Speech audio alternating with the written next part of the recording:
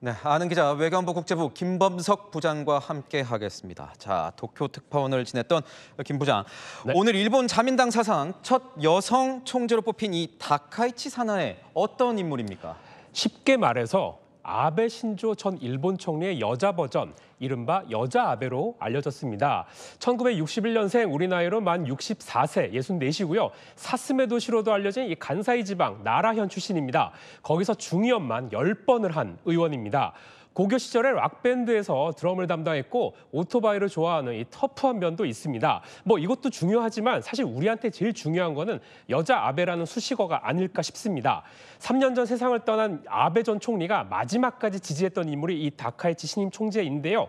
그러다 보니까 이 아베 전 총리가 강조했던 이 개헌이라든지 우익 성향의 정치적 이념은 물론이고 아베노믹스를 이 사나이 노믹스라고 하는 등 경제 전략까지 그대로 이어받았습니다. 정치적으로 매우 이제 강경하다 보니까 일본에서조차 호불호가 강한 인물입니다. 바꿔 말하면 사실 우익 세력들에게는 자신들에게 가려운 곳을 벅벅 긁어주니 정말 이만한 인물도 없는 거죠. 그럼 일본도 지금보다 더 어떻게 보면 보수적으로 이동할 수도 있는 겁니까? 네, 그럴 가능성이 없지 않아 있습니다. 정확히는 단순히 이 우양우라기보다는 트럼프 미국 대통령처럼 이른바 일본 퍼스트, 일본 제일주의라고 할 수 있을 것 같습니다. 이번 선거 과정에서 외국인 혐오 발언이 논란이 됐는데요.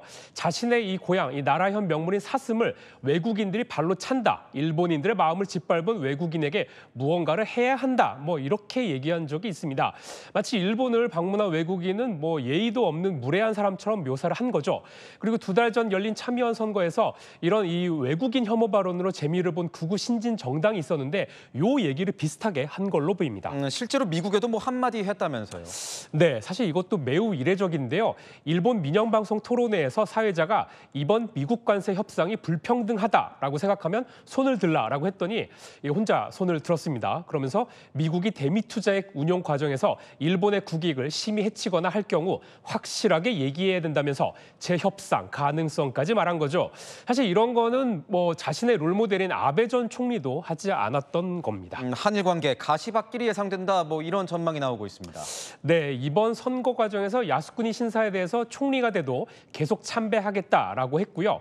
독도에 대해서도 다케시마 나라의 장관이 당당히 참석해야 된다라고 하는 등 표면적으로 드러난 것만 봐도 우리랑 대립이 불가피한 상황입니다.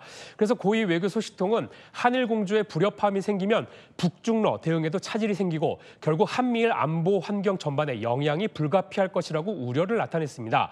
그런데요, 이런 목소리도 있습니다. 얼마 전 다카이치 신임 총재를 직접 만났다는 우리 고위급 외교관에게 물어봤더니 K-팝 같은 한국 문화를 좋아한다. 그리고 한일 관계를 중시하겠다. 이런 얘기도 했습니다. 방금 당선 기자회견에서도 한미일이 협력해야 한다라고 했고요. 야스쿠니 신사 참배도 적절히 판단하겠다. 이런 식으로 다소 수위를 좀 낮춰서 말한 점을 감안하면 총리 취임 이후 입장이 달라질 수 있다는 관측도 나옵니다. 네, 추후 상황을 계속 지켜봐야겠군요. 네. 잘 들었습니다. 지금까지 아는 기자였습니다.